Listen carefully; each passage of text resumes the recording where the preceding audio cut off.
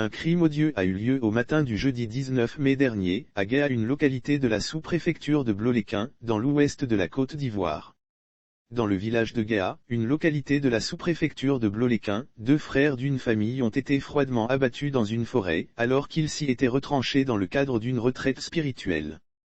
Selon des sources sécuritaires contactées par l'Infodrome, ces frères au nombre de 3 avaient décidé d'observer un moment de jeûne de 3 jours afin d'obtenir la faveur de Dieu sur un litige foncier.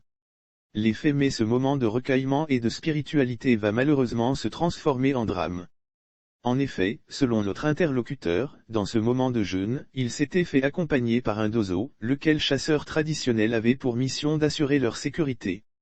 Une fois sur les lieux, ce dernier va les abandonner en plein milieu de la forêt, prétextant une course urgente à régler.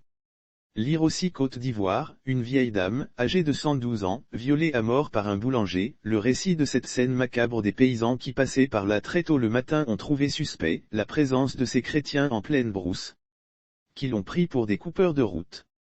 Ils accourent alerter le chef de village, qui dépêche une mission de reconnaissance.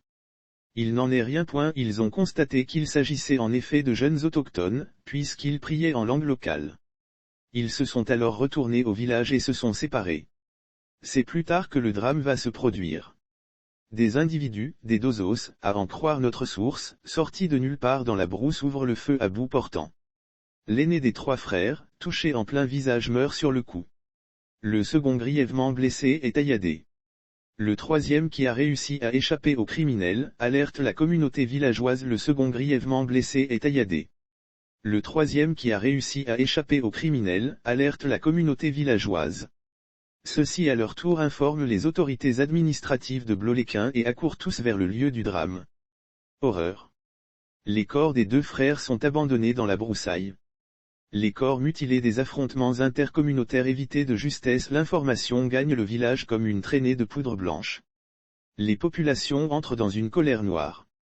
Des biens et des maisons d'halogènes brûlées, une chasse aux dozos est aussitôt lancée. Saisi, le sous-préfet de Blot-les-Quins informe son collègue de Zéaglo. Le chef de cantonnement des eaux et forêts et le président des jeunes sont également cooptés.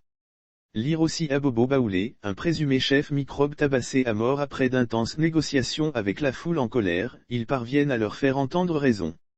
La situation reste toute de même tendue, confie notre source. Aux dernières nouvelles, le chef des dozos et certains membres de la confrérie ont été interpellés et placés en détention à la gendarmerie pour nécessité d'enquête.